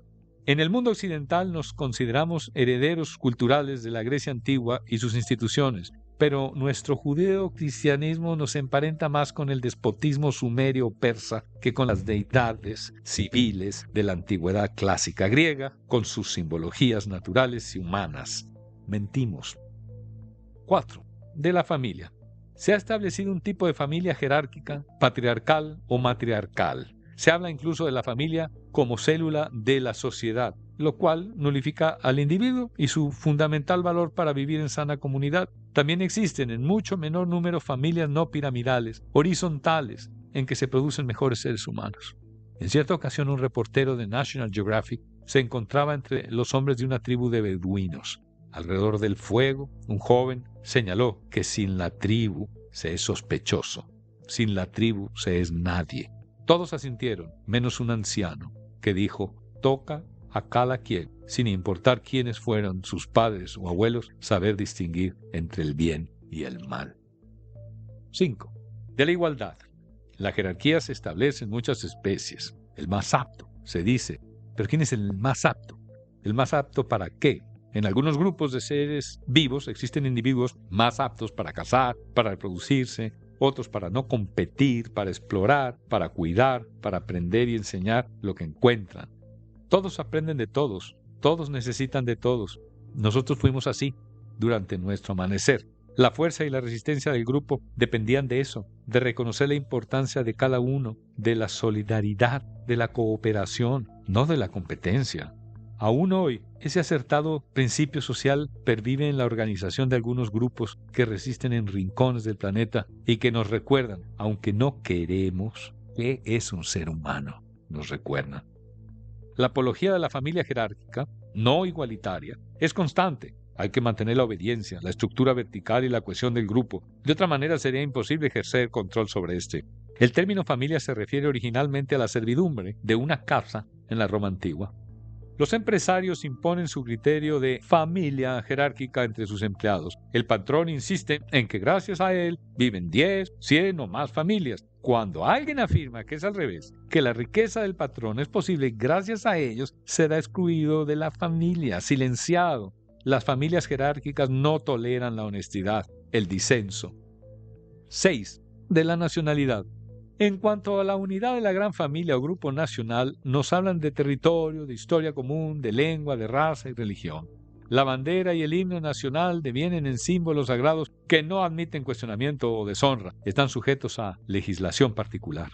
Se trata de un verdadero culto a los símbolos patrios, a la historia vista desde la jerarquía.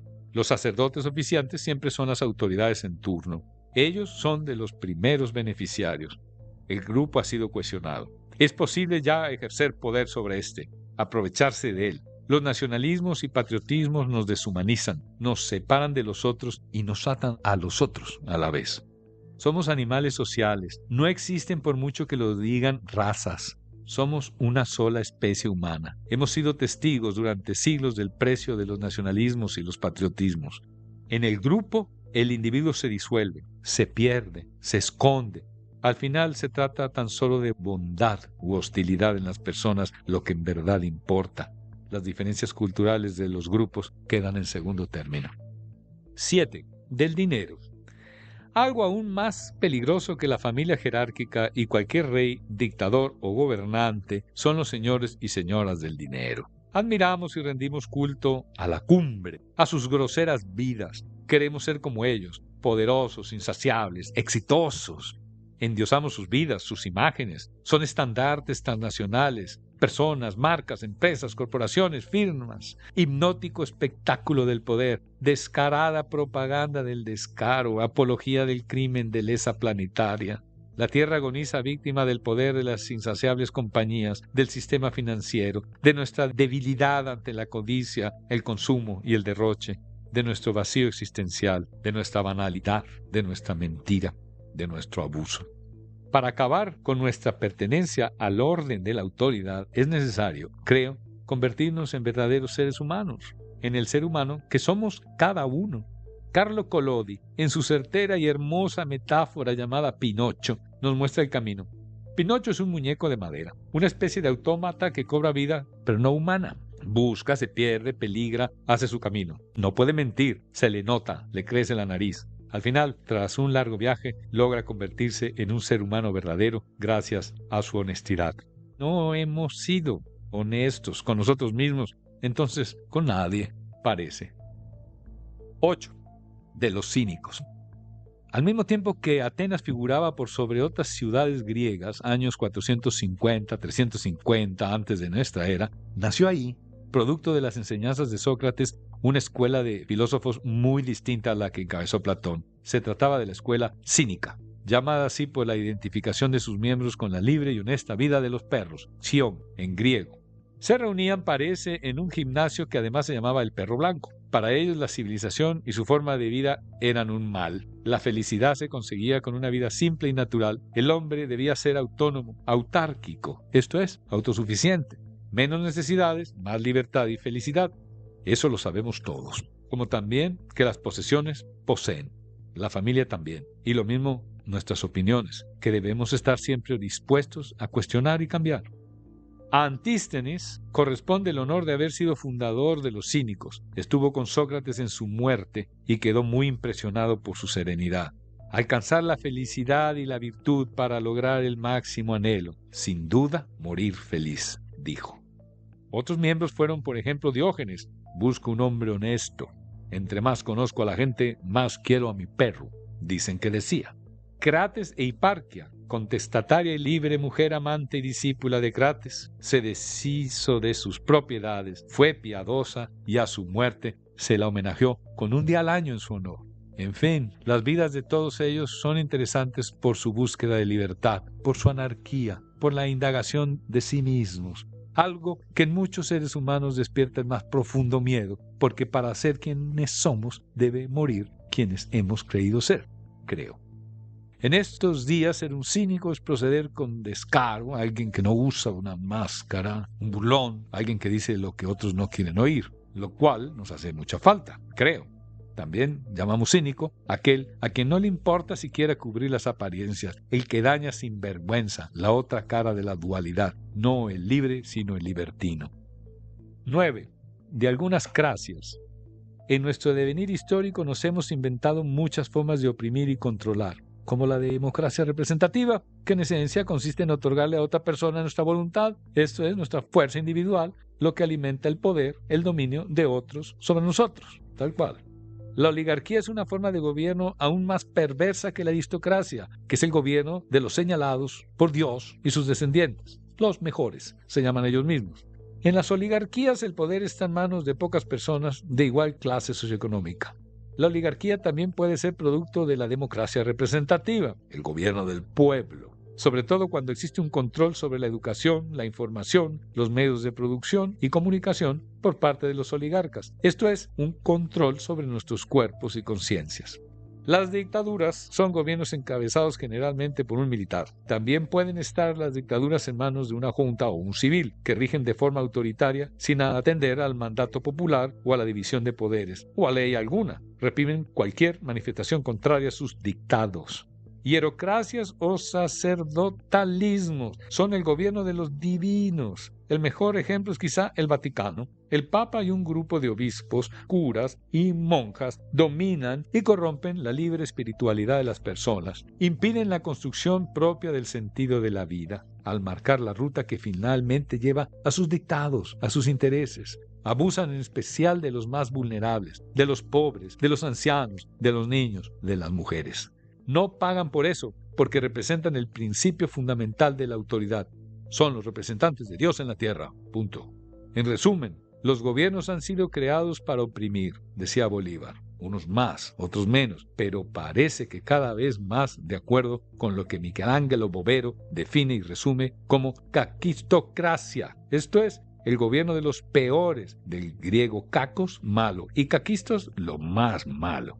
Los que nos gobiernan se han empeñado en vender hasta los cimientos que justificarían su autoridad. En un afán privatizador, han entregado incluso el agua y el aire a los más poderosos, por no mencionar otros bienes y servicios básicos y estratégicos para una comunidad, como la educación, la salud, la energía eléctrica. Con eso labran su propio fin, ya que no existe entonces un porqué o para qué de su existencia. Pasaron de ser funcionarios, servidores, administradores a despojadores. Para ellos todo es mercancía, el trabajo, la naturaleza y hasta el propio dinero. Muchos gobiernos durante la historia cayeron cuando sus gobernantes hicieron algo similar. En realidad, esto puede ser una buena noticia. Las imperantes caquistocracias políticas, financieras, culturales, empresariales, religiosas, quizás sean el fin de largos y oscuros tiempos de autoridad. 10. Origen de la autoridad. Según Esopo, fabulista griego del siglo VI antes de nuestra era, las ranas estaban cansadas de gobernarse a sí mismas. Entonces le pidieron a Zeus que les enviara un rey. Zeus les mandó a las ranas un grueso tronco que las atemorizó por un momento. Cuando éstas se dieron cuenta de que el tronco estaba muy quieto, empezaron a saltar sobre él y a hacer mofa. Aburridas de tan tranquilo monarca, pidieron a Zeus otro que lo fuera menos. Zeus las escuchó y envió una serpiente que se las comió a todas. Cuando el rey Fernando VII de España regresó del exilio, habiendo derogado la Constitución de Cádiz de 1812 y reimplantado el absolutismo, los madrileños al recibirlo desengancharon los caballos de su carruaje y lo llevaron por las calles de la ciudad al grito de ¡Vivan las cadenas! ¡Vivan las cadenas! Ejemplos como estos hay muchos. Bien decía Rousseau que más cuesta mantener el frágil equilibrio de la libertad que soportar el peso de la tiranía. Ahora bien, ¿cómo se hace un tirano o una tirana, un autoritario? Buena parte de la historia corresponde a la sociedad y, como es de suponer, a nuestros padres y madres, nuestros creadores. Tenemos un par de mitos que explican parte de esto. Pienso. Edipo Rey es una tragedia escrita por Sófocles, que vivió durante el siglo V antes de nuestra era. En dicha obra, Sófocles señala que Edipo, hijo de Layo, rey de Tebas, y Yocasta, su mujer, fueron advertidos por el oráculo de que su hijo causaría caos en el reino. Decidieron dar el niño a un pastor para que lo matara. Sin embargo, este lo abandonó y otro pastor lo crió. Ya adulto, Edipo salió a buscar a sus padres por no saber nada de ellos. En un camino se topó con su padre, sin saberlo. Se hicieron de palabras y Edipo lo mató. Cuando llegó a Tebas, Edipo se encontró con la Esfinge, un monstruo cuyo acertijo descifró y pudo entrar triunfante a la ciudad, donde se casó con la reina viuda, por lo que se convirtió en rey. Cuando ambos se enteraron de todo lo sucedido y de quiénes eran, ella se ahorcó y él se sacó los ojos. En el fondo, esta es la historia de un hijo que fue elevado a rey por la unión con su madre. El mito es crudo, ha dado incluso nombre a un complejo, el de Edipo. Existe otra historia similar, mito fundacional del catolicismo, pero con un final muy distinto. Jesús es el rey Dios. Su madre María, la reina diosa virgen. José, el esposo de María, es relegado al papel de anciano impotente, derrotado. Se dice que Jesús es hijo de la divinidad, como Zeus, que tuvo hijos muchas veces con mortales. La divinidad preñó a una mujer e hizo de un hombre Dios. Hizo del hijo Dios y de la madre diosa. El vínculo hijo-madre, Dios-diosa puede ser peligroso. El hombre endiosado por la madre endiosada. Descendencia impermanente y peligrosa inmadurez. Puerum eternum, decía Jung. En muchas mitologías de distintas culturas, los hijos derrotan, matan o exilian a sus progenitores divinos. Saturno devoró a sus hijos para que no fuera destronado por uno de ellos, pero Zeus lo hizo. La lucha contra el padre por el poder, la autoridad, la jerarquía. El padre derrotado incluso por la intervención materna. Cuando la madre o el padre establecen una relación oscura de posesión con un hijo o hija, aún sea encubierta, negada o inconsciente, asistimos quizá al nacimiento de alguien sin voluntad o de un autoritario, alguien que no madurará como persona libre e independiente porque su madre le hizo creer lo que no es ni debe ser. No se buscará, no se construirá, se impondrá o se humillará. Su madre o padre lo entronizó o lo derrotó. Estamos entonces frente a un ser que se considera como superior o inferior a los demás. Es común que algunas madres y padres crean que dan la vida a sus hijos, se endiosan a sí mismos. La vida es un continuum, un pulso que nos lleva. Personajes autoritarios en la historia hay muchos, y una constante en ellas es la relación con sus progenitores. El vínculo padre-hija, cuando se establece de manera similar a los anteriores, puede provocar también conductas similares que acabamos pagando todas. Nuestras cadenas yacen en nuestros criadores, en nuestro entorno primero, pero también en este encontramos las claves para cambiar, para liberarnos. La forma de entenderlo es una decisión. Del fango florece el loto. No hay que olvidar que el libre albedrío existe. Nada hay escrito en piedra. Gracias a sus padres, un hijo puede no ser como ellos, sino convertirse en un mejor o en un peor ser humano. Los autoritarismos patriarcales y matriarcales producen poder, son la misma cuestión, comparten orígenes similares, jerarquía. Son un vínculo vicioso que incluso adoramos en los altares religiosos y patrióticos. Solo personas libres y maduras pueden crear una sociedad igual. Solo personas que han emprendido la construcción de su propio camino de libertad crearán una sociedad justa, creo. La autoridad es producto del egoísmo, de la vanidad, de la falta de empatía, que es ponerse en los zapatos del otro, de nuestra falta de compasión, de nuestra carencia de respeto al otro, a lo otro, de comprensión de nosotros mismos. Vive y deja vivir. Tan difícil, tan fácil. 11. Del lóbulo frontal cerebral. Es uno de los 4 en que se encuentra dividido el cerebro y ocupa una tercera parte del total de este. Resulta responsable de funciones mentales de alto nivel, de la conducta, de las emociones, de la conciencia. Se encarga de coordinar la información del resto del cerebro. Solo se ha desarrollado en los animales más complejos, vertebrados.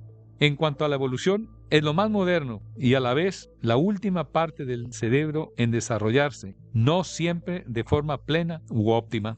El déficit en el desarrollo de este lóbulo se refleja en las capacidades sociales y conductuales de la persona, aunque ésta muestre una apariencia de normalidad. Esto llevó a los médicos durante mucho tiempo a considerar esta parte del cerebro como silente, sin función conocida. Las personas con déficit en el desarrollo del lóbulo frontal pueden tornarse apáticas e inhibidas, pero también desinhibidas, impulsivas, desconsideradas, socialmente incompetentes, egocéntricas. En 1848, Phineas Gage, trabajador ferroviario, resultó herido por un hierro clavado en su frente. Sanó sin dejar daño aparente alguno, pero sus compañeros pronto se percataron de que ya no era el mismo, se había vuelto malo. El neurólogo portugués Egas Muniz, tomando en cuenta el caso Gay y otros, inventó en 1935 el procedimiento quirúrgico de la lobotomía, ablación de los lóbulos frontales del cerebro para tratar ciertos trastornos mentales como la depresión. En 1949 le otorgaron el premio Nobel por un procedimiento quirúrgico que destruye o trastorna la conciencia verdaderamente humana del individuo. El desarrollo de esta se encuentra influenciado por la vida y crianza de la persona en sus primeros años. 12. De los elefantes huérfanos. Hace algunos años, varios elefantes criados en un orfanato fueron liberados en una reserva de África. Carecieron del cariño y enseñanza de la manada y de sus madres. Ya liberados en la reserva de animales silvestres protegidos, se comportaron como unos verdaderos gamberros asociales y violentos. Hasta los rinocerontes atacaron. Hubo necesidad de introducir elefantes adultos a la reserva para que los pusieran en su lugar. 13. De Jean-Jacques Rousseau, Juan Jacobo Rousseau. Este filósofo de la Ilustración nació en Ginebra, Suiza, en 1712 y murió en Hermenonville, Francia, en 1778. Rousseau es considerado como padre de la pedagogía moderna y fue muy distinto a los filósofos de su época. Con Rousseau comenzó un mundo romántico, sentimental, revolucionario, el siglo XIX. Reconoció como su inspirador al filósofo inglés John Locke. Como educador, Rousseau abogó por el tratamiento individual en la educación, pero con fines comunitarios, la vuelta a lo natural fuera de convencionalismos sociales. La naturaleza es lo primitivo y valioso, lo esencial de la especie humana. Sostenía que la religión no debía enseñarse a los niños. Tuvo que huir de Francia tras la publicación de El Emilio, o La Educación, su famosa novela pedagógica.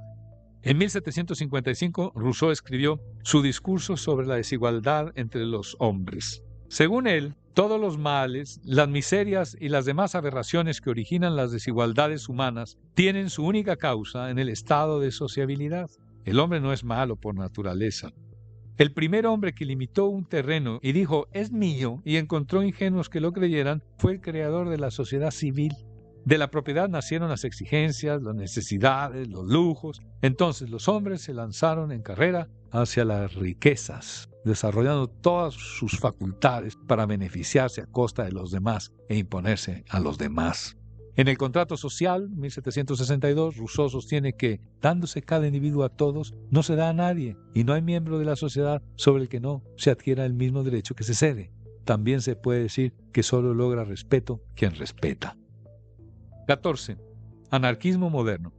Surgió en el siglo XIX como propuesta del filósofo y político inglés William Godwin, 1756-1836, de un sistema opuesto al capitalismo. Cualquier gobierno es, por consiguiente, un mal, una usurpación en el juicio privado y en la conciencia individual del género humano, decía. Mikhail Bakunin, 1814-1876, hijo de terratenientes, buscaba la supresión de los estados nacionales y la formación en su lugar de federaciones constituidas por libres asociaciones agrícolas e industriales, así como la abolición de las clases sociales y de la herencia, la igualdad de los sexos y la organización de obreros al margen de partidos políticos. Piotr Kropotkin, 1842-1921. Renunció a los privilegios de la élite donde había nacido, leyó mucha literatura clandestina y en la lejana Siberia encontró que ahí, donde no llegaba el gobierno, a pesar de la pobreza, la gente era feliz. En Suiza observó la cooperativa de relojeros y cómo funcionaban muy bien sin jefes. Entendió que ningún Estado, ni capitalista ni socialista, aceptaba el anarquismo. Enrico Malatesta. Todos somos egoístas, pero el anarquista encuentra su satisfacción en la lucha por el bien de todos, por el logro de una sociedad en la que pueda ser un hermano entre hermanos. Anarquista es, por definición, aquel que no quiere estar oprimido ni ser opresor. Ejemplos de intentos modernos de anarquismo hay muchos, como el que sucedió en París en 1871, la Comuna, en Barcelona durante la Guerra Civil Española, o los falansterios o cooperativas en el siglo XIX y en la actualidad. Estos últimos adaptados a una sociedad capitalista. Sin embargo, quizá cuando el destino nos alcance, nos veremos obligados a organizar de forma en verdad humana, natural, anárquica, me parece. Uno de los más interesantes momentos en que estuvimos cerca de anarquizarnos fueron aquellos años de los 60 y 70 del siglo pasado, tiempos de revoluciones individuales y colectivas que recuperaban la simpleza en el vivir, el rechazo a la autoridad, a la jerarquía de cualquier tipo, familiar, civil, religiosa, de izquierda o de derecha, rechazo a cualquier guerra o violencia, búsqueda de la naturaleza, del respeto, de la igualdad y la libertad, empezando por la sexual, fundamental. Esto provocó un profundo temor en las élites gobernantes, en las clerecías. Surgió entonces la codiciosa, competitiva, mentirosa, depredadora y frívola década de los 80 del siglo pasado, que parece no terminar y que puede terminar con nosotros y con todo. Ante la catástrofe planetaria, producto de la pesadilla del libre mercado, de la desregulación financiera, del consumismo que nos hace sentir vivos cuando en realidad no lo estamos, del crecimiento económico permanente y depredador, del dinero como medida del éxito social, de un sistema financiero especulativo que no crea desarrollo en nada tangible se sustenta, de la mentira y banalidad de nuestras vidas, de nuestra voracidad, se escuchan voces que llaman a detenernos, a la cordura. Escuchémoslas y unámonos. 15. De los bonobos. Bonobo, Pan panticus, una de las especies que integran la especie de los chimpancés. Se parecen a los chimpancés comunes, pero son más pequeños. Tienen la cara negra, las orejas más pequeñas y las piernas largas. Habitan en las selvas húmedas del África Central. Los bonobos ocupan la orilla sur del río Congo, donde hay abundancia de alimentos, y no hay ni gorilas ni chimpancés. No tienen competencia. Estos últimos habitan del otro lado del río. No forman coaliciones sexuales, sus madres son siempre buenas amigas, con frecuencia les gusta andar erguidos, viven en una cultura igualitaria. Comparten el alimento y las diferencias se solucionan haciendo el amor, no la guerra o la violencia, es decir, con cariño. En el idioma bantú, bonobo significa ancestro. En las caras de los bonobos se encuentran marcadas diferencias. Se los considera muy inteligentes, más inteligentes que los chimpancés. Y por supuesto que nosotros, opino. Tienen sentido del humor, son juguetones, saben reírse. El sexo entre ellos se efectúa como saludo, resolución de conflictos, reconciliación y hasta como pago de favores, no como dominio. En el acto sexual son muy creativos, practican todas las actividades sexuales humanas, incluido el sexo homosexual y lo que llamamos sexo grupal. También practican, como muchos animales y humanos, el consuelo. El rango o jerarquía social no es tan preponderante como entre nosotros u otras especies. Son frugívoros, insectívoros y en ocasiones carnívoros, comen pequeños mamíferos. Jamás caníbales y por supuesto no creen en Dios. Como se ha observado, los chimpancés forman pandillas, coaliciones sexuales, ejércitos, conquistan territorios, siembran el terror, canibalizan. Los bonobos nunca. Los chimpancés y los bonobos son nuestros parientes más cercanos. Aprendamos de los bonobos. Muchas gracias.